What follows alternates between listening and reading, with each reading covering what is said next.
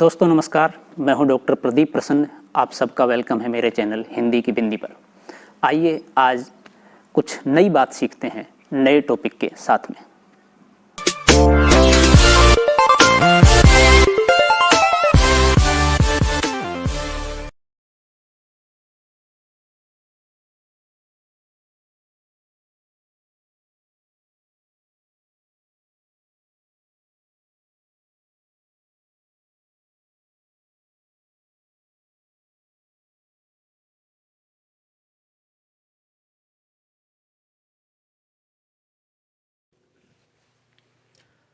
विद्यार्थियों, आज की वीडियो हम बना रहे हैं कक्षा 8 की हिंदी पुस्तक वसंत के पाठ 16 पानी की कहानी, जिसे रामचंद्र तिवारी ने लिखा है। ये एक निबंध है और इस वीडियो में हम इस पानी की कहानी निबंध का वाचन करेंगे, साथ ही साथ इसका अर्थ, इसका भाव और व्याख्या करते हुए इसे स्पष्ट करने की कोशिश करेंगे।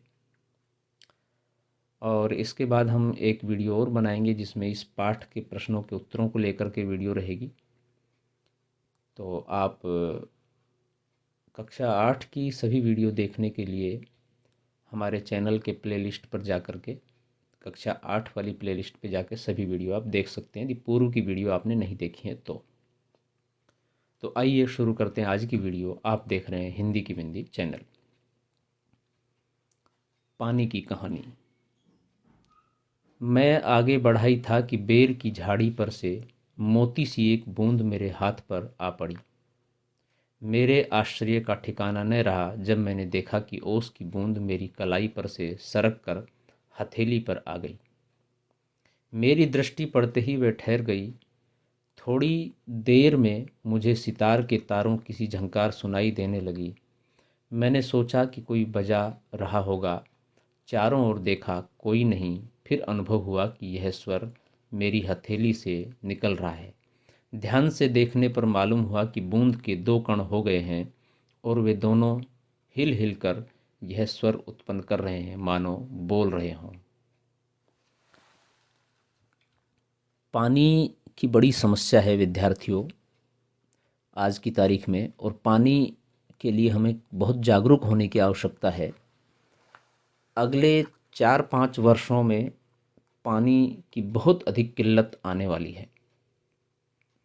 तो ये निबंध बहुत महत्वपूर्ण है और हम व्यक्तिगत रूप से स्वयं अपने जीवन में पानी की किस तरह से और कैसे खपत करते हैं, कैसे उसका उपयोग करते हैं, इसे देखने सोचने की आवश्यकता है। तो खैर, लेखक के हाथ पर पानी की 2 बूंद गिरी तो आपस में बात कर रही हैं। उसी सुरीली आवाज़ से मैंने सुना, सुनो सुनो। मैं चुप था। फिर आवाज़ आई, सुनो सुनो। अब मुझसे न रहा गया, मेरे मुख से निकल गया, कहो कहो। ओस की बूंद मानो प्रसन्नता से हिली और बोली, मैं ओस हूँ। जानता हूँ, मैंने कहा। लोग मुझे पानी कहते हैं, जल भी, मालूम है। मैं बेर के पेड़ में से आई हूँ। झूठी, मैंने कहा और सोचा, बेर के पेड़ से क्या पानी का फवारा निकलता है? अर्थात तुम वहाँ से नहीं आई हो, वो तो एक माध्यम है। बूंद फिर हिली, मानो मेरे अविश्वास से उसे दुख हुआ हो। सुनो, मैं इस पेड़ के पास की भूमि में बहुत दिनों से इधर उधर घूम रही थी। मैं कणों का हृदय टटोलती फिरती थी कि एकाएक पकड़ी गई। कैसे? मैंने पूछा। वह जो पेड़ तुम देखते हो न, वह ऊपर ही इतना बड़ा नहीं है, पृथ्वी में भी लगभग इतना ही बड़ा है। अर्थात उसकी बड़ी जड़ें, छोटी जड़ें और जड़ों के रोए हैं। वे रोए बड़े निर्दयी होते हैं। मुझ जैसे असंख्य जल कणों को वे बलपूर्वक पृथ्वी में से खींच लेते हैं। कुछ को तो पेड़ एकदम खा जाते हैं और अधिकांश का सब कुछ छीनकर उन्हें बाहर निकाल देते हैं। तो 2-3 बातें हैं स्पष्ट है। पहली बात तो यह है, पेड़ ऊपर जितना हमें दिखाई देता है वृक्ष, नीचे जड़ भी उसकी उतनी ही गहरी होती हैं या चारों तरफ फैली होती हैं। मूल जड़, उसकी छोटी छोटी जड़ और छोटी रोएं जैसी जड़ें। अब यहाँ पर ओस की बूंद ये कह रही है कि जो भी पानी पृथ्वी में डलता है उसके आसपास, तो वृक्ष उसे सोख लेता है। जड़ों के माध्यम से पानी ऊपर तक आता है ऊपर पत्तियों पर ओस के रूप में उभरता है तमाम चीज़ें, और उसी से वो जीवित रहता है। तो ओस की बूंद ये कह रही है कि ये जो असंख्य जड़ें हैं, ये जो कण हैं, इनके रोए हैं, ये हम सब ओस की बूंदों को, पानी को खा जाता है, ये निगल जाता है। क्रोध और घृणा से उसका शरीर कांप उठा। तुम क्या समझते हो कि वे इतने बड़े यूं ही खड़े हैं? उन्हें इतना बड़ा बनाने के लिए मेरे असंख्य बंधुओं ने अपने प्राण नाश किए हैं। मैं बड़े ध्यान से उसकी कहानी सुन रहा था। और उसकी बूंद कह रही है कि मेरे असंख्य बंधुओं ने, अर्थात पानी ने, पानी की अनेक बूंदों ने, पानी के अनेक कुओं ने, नदियों ने, जो मेरे पूर्वज हैं, उन्होंने अपने प्राण न्यौछावर कर दिए उसको सिंचित करने में, उसको बड़ा करने में। लेखक उसकी कहानी सुन रहा है। हाँ, तो मैं भूमि के खनिजों को अपने शरीर में घुलाकर आनंद से फिर रही थी कि दुर्भाग्यवश एक रोए से मेरा शरीर छू गया। मैं कांपी, दूर भागने का प्रयत्न किया, परंतु वे पकड़कर छोड़ना नहीं चाहते। मैं रोए से खींच ली गई। रोए ने, जड़ों ने पकड़ लिया मुझे। फिर क्या हुआ, मैंने पूछा। मेरी उत्सुकता बढ़ चली थी। लेखक ओस की बूंद से बात कर रहा है। मैं एक कोठरी में बंद कर दी गई। थोड़ी देर बाद ऐसा जान पड़ा कि कोई मुझे पीछे से धक्का दे रहा है और कोई मानो हाथ पकड़कर आगे को खींच रहा है।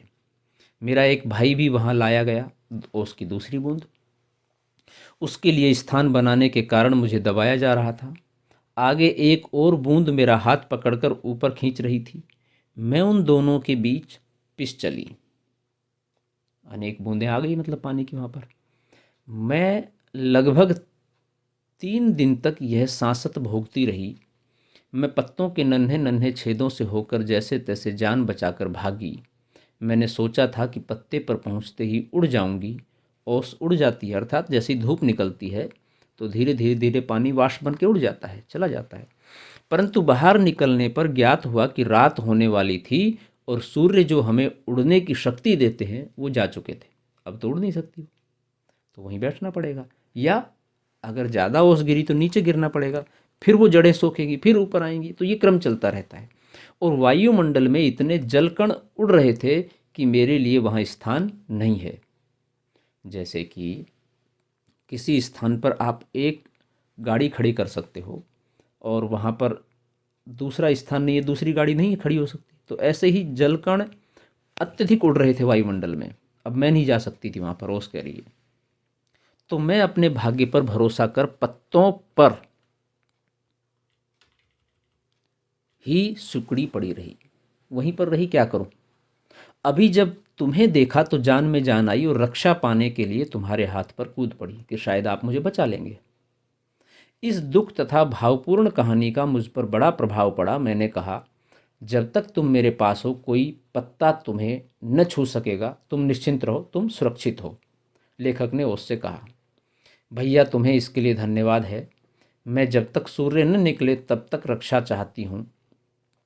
उनका दर्शन करते ही मुझ में उड़ने की शक्ति आ जाएगी। मेरा जीवन विचित्र घटनाओं से परिपूर्ण है।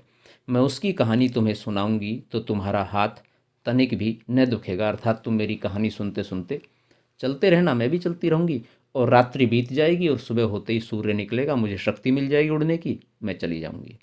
अच्छा सुनाओ। लेखक ने उसकी कहानी में रुचि दिखाई। बहुत दिन हुए मेरे पुरखे हद्रजन अर्थात हाइड्रोजन और ओसजन ऑक्सीजन नामक 2 गैसें सूर्यमंडल में लपटों के रूप में विद्यमान थी। ये रहती हैं, आज भी हैं। सूर्यमंडल अपने निश्चित मार्ग पर चलकर काट रहा था। वे दिन थे जब हमारे ब्रह्मांड में उथल पुथल हो रही थी। अनेक ग्रह और उपग्रह बन रहे थे। ठहरो, क्या तुम्हारे पुरखे अब सूर्यमंडल में नहीं है? लेखक ने पूछा। उसकी बूंद कह रही है, उनके वंशज अपनी भयावह लपटों से अब भी उनका मुख उज्ज्वल किए हुए हैं। हाँ, मेरे पुरखे बड़ी प्रसन्नता से सूर्य के धरातल पर नाचते रहते थे। एक दिन की बात है कि दूर एक प्रचंड प्रकाश पिंड दिखाई पड़ा। उनकी आंखें चौंधियाने लगी। यह पिंड बड़ी तेजी से सूर्य की ओर बढ़ रहा था। ज्यों ज्यों पास आता जाता था उसका आकार बढ़ता जाता था। यह सूर्य से लाखों गुना बड़ा था। उसकी महान आकर्षण शक्ति से हमारा सूर्य कांप उठा।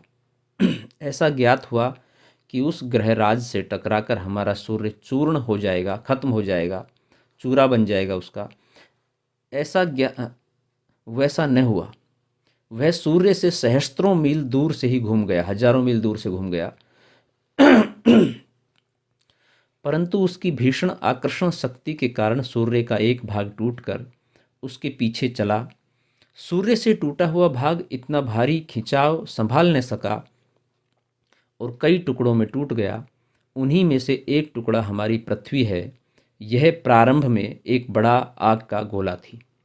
विद्यार्थियों, पृथ्वी कैसे बनी इसकी कहानी हम विज्ञान में पढ़ते हैं, पर्यावरण में पढ़ते हैं, तो उसमें यही कहानी बताई जाती है। इसी तरह से बनी है पृथ्वी कि बहुत बड़ा गोला था, टूट करके वो नीचे गिर गया और पृथ्वी के रूप में आकार उसने ले लिया।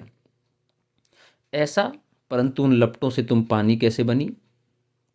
फिर लेखक ने सवाल किया, उस जवाब दे रही है, मुझे ठीक पता नहीं। हाँ, यह सही है कि हमारा ग्रह ठंडा होता चला गया। जो बहुत गर्म था अब ठंडा हो गया।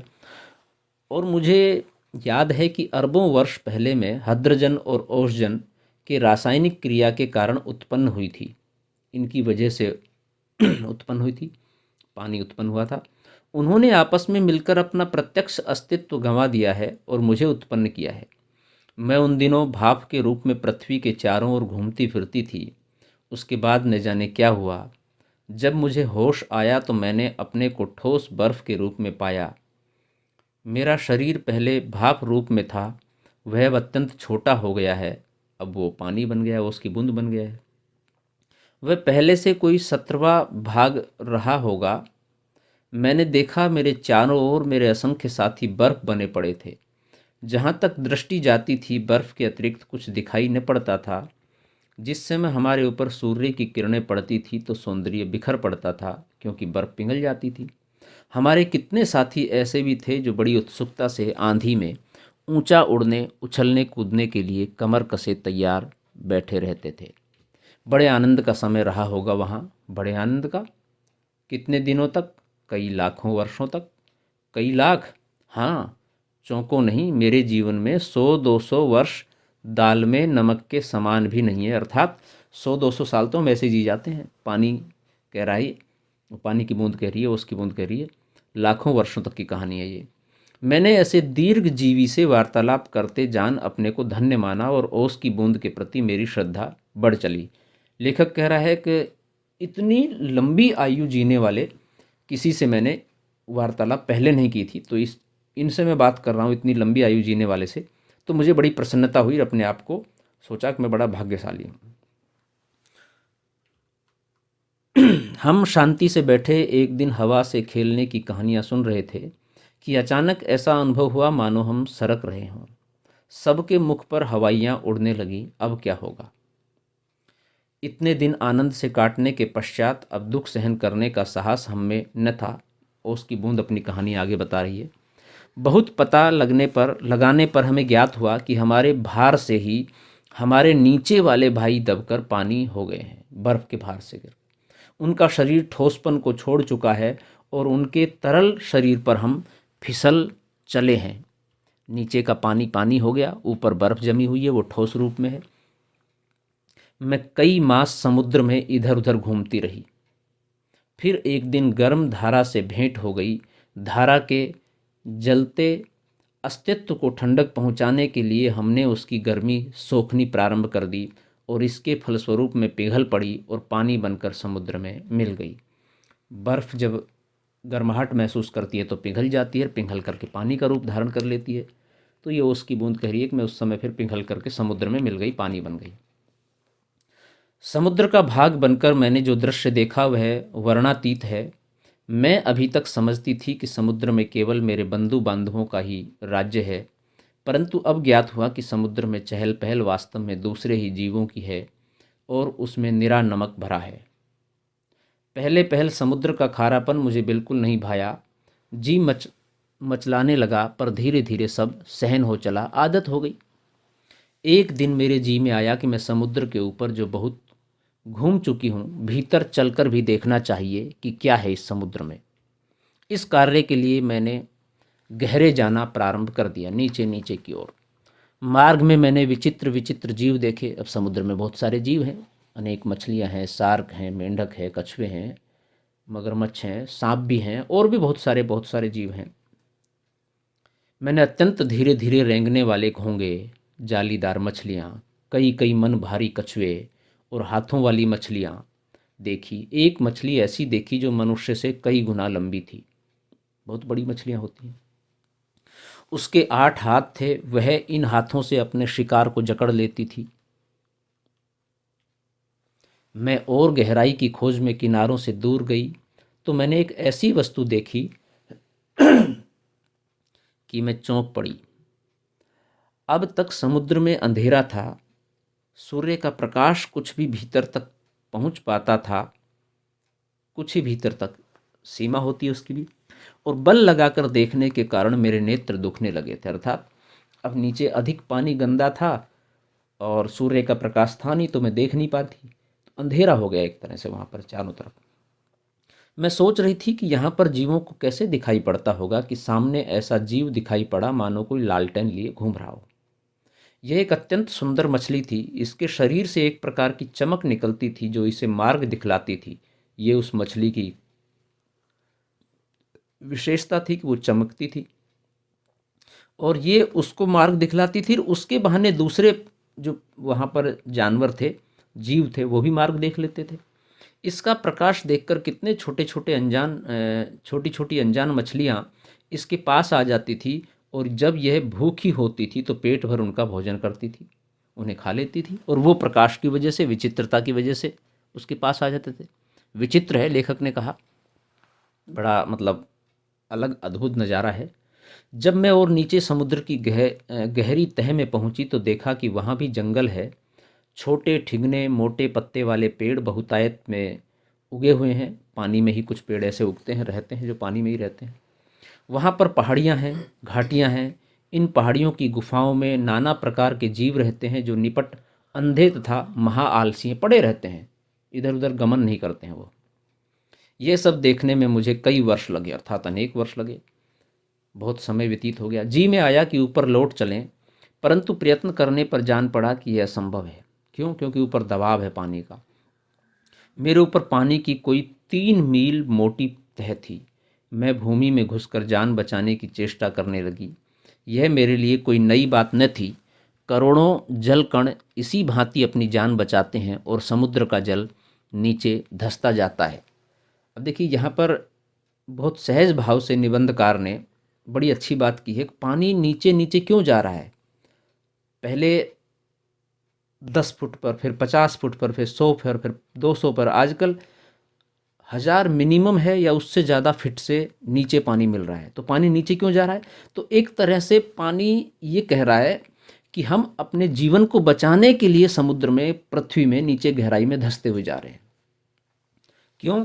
क्योंकि मनुष्य सही रूप से उसका प्रयोग या इस्तेमाल नहीं कर रहा है, उपयोग नहीं कर रहा है, बल्कि उसका दोहन कर रहा है, उसे व्यर्थ बहा रहा है। इसलिए पानी अपने जीवन को सुरक्षित रखने के लिए अत्यंत गहराई तक जा रहा है। मैं अपने दूसरे भाइयों के पीछे पीछे चट्टान में घुस गई। कई वर्षों में कई मील मोटी चट्टान में घुसकर हम पृथ्वी के भीतर एक खोखले स्थान में निकले, और एक स्थान पर इकट्ठा होकर हम लोगों ने सोचा कि क्या करना चाहिए। कुछ की सम्मति में वही पड़ा रहना ठीक था, अर्थात यहाँ से बाहर मत निकलो। परंतु हम में कुछ उत्साही युवा भी थे। वे एक स्वर में बोले, हम खोज करेंगे, पृथ्वी के हृदय में घूम घूम कर देखेंगे कि भीतर क्या छुपा हुआ है, ये जानकारी एकत्रित करेंगे। तो यहाँ जो प्राकृतिक नज़ारे हैं आप देख सकते हैं, किस तरह से पृथ्वी में पानी बहता है और पानी धीरे धीरे धीरे पृथ्वी सोख लेती है, नीचे जाता है। अब हम शोर मचाते हुए आगे बढ़े तो एक ऐसे स्थान पर पहुँचे जहाँ ठोस वस्तु का नाम भी न था। बड़ी बड़ी चट्टानें लाल पीली पड़ी थी और नाना प्रकार की धातुएं इधर उधर बहने को उतावली हो रही थी। इसी स्थान के आसपास एक दुर्घटना होते होते बची। हम लोग अपनी इस खोज से इतने प्रसन्न थे कि अंधा कुआं, अंधाधुंध बिना मार्ग देखे बढ़े जाते थे। अर्थात मन था, उत्सुकता थी कि कुछ खोजने का, कुछ देखने का। तो जो भी पेड़ आ रहे हैं, चट्टानें आ रही हैं, जीव आ रहे हैं, उनको साइड में करते हुए और अनदेखा करते हुए आगे बढ़ रहे थे। इससे अचानक एक ऐसी जगह जा पहुँचे जहाँ तापक्रम बहुत ऊंचा था, यहाँ गर्मी थी। ये हमारे लिए असह्य था। हमारे अगुआ कांपे और देखते देखते उनका शरीर ओषजन और हृदयजन में विभाजित हो गया। जहाँ भी गर्मी होगी निश्चित रूप से पानी पिघलेगा। इस दुर्घटना से मेरे कान खड़े हो गए। मैं अपने और बुद्धिमान साथियों के साथ एक और निकल भागी। दूसरी तरफ भाग गई है ओस, कह रही है, ओस की बूंद कह रही है। हम लोग अब एक ऐसे स्थान पर पहुंचे जहां पृथ्वी का गर्भ रह रहकर हिल रहा था। एक बड़े जोर का धड़ाका हुआ। हम बड़ी तेजी से बाहर फेंक दिए गए। हम ऊंचे आकाश में उड़ चले। इस दुर्घटना से हम चौंक पड़े थे। पीछे देखने से ज्ञात हुआ कि पृथ्वी फट गई है और उसमें धुआं, रेत, पिघली धातुएं और लपटें निकल रही हैं। यह दृश्य बड़ा ही शानदार था और उसे देखने की हमें बार बार इच्छा होने लगी। एकदम से पृथ्वी में कुछ हलचल हुई और सभी पानी या जो भी कुछ और सामान था वो फेंक दिया गया ऊपर। मैं समझ गया तुम ज्वालामुखी की बात कर रही हो। और ऐसा ज्वालामुखी में होता है बच्चों कि ज्वालामुखी जब फटते हैं तो वो लावा अपने साथ नीचे जो भी होता है वो सब लेकर के आता है और ऊपर एक सम से उछलता है और फिर धीरे वापस में इधर उधर पृथ्वी पर गिर जाता है। हाँ, तुम लोग उसे ज्वालामुखी कहते हो। अब जब हम ऊपर पहुँचे तो हमें एक और भाप का बड़ा दल मिला। हम गरजकर आपस में मिले और आगे बढ़े, अर्थात बादल बन गए, वाष्प उड़ करके, पानी उड़ करके। पुरानी सहेली आंधी के भी हमें यहाँ दर्शन हुए। आंधी भी इन्हीं की मित्र है। वह हमें पीठ पर लादे कभी इधर ले जाती कभी उधर। आंधी के साथ बारिश आती है तो बारिश को बहा ले जाती है इधर उधर। जहाँ आंधी जाती है उस वेग में, हवा के वेग में बारिश भी चली जाती है। वे दिन बड़े आनंद के थे। हम आकाश में स्वच्छंद किलोलें करते फिरते थे, कभी इधर कभी उधर घूमना अच्छा लगता है सभी को। तो इसी तरह से वाष्प की बूंद, ओश की बूंद को भी अच्छा लग रहा है। बहुत से भाप जल कणों के मिलने के कारण हम भारी हो चले और नीचे झुक आए और एक दिन बूंद बनकर नीचे कूद पड़े। बादल कैसे बरसते हैं? बादल जब बूंद बूंद से एकत्रित होकर के वाष्प उड़ करके इकट्ठे हो जाते हैं और जब उनमें वजन ज़्यादा हो जाता है तो वो झुक जाते हैं। झुकने के कारण वो बरस जाते हैं तो नीचे आ जाते हैं पृथ्वी पर। फिर मैं एक पहाड़ पर गिरी और अपने साथियों के साथ मैली कुचैली हो एक और बह चली। पहाड़ों में एक पत्थर से दूसरे पत्थर पर कूदने और किलकारी मारने में जो आनंद आया वह भूला नहीं जा सकता। और ये आमतौर पर एक तरह से इसका मानवीकरण है। बूंद एक मनुष्य के रूप में अपने आप को चित्रित कर रही है। जैसे मनुष्य पहाड़ों पर उछलता कूदता है, आनंद के साथ घूमता फिरता है, ऐसे ही वो एहसास कर रही है।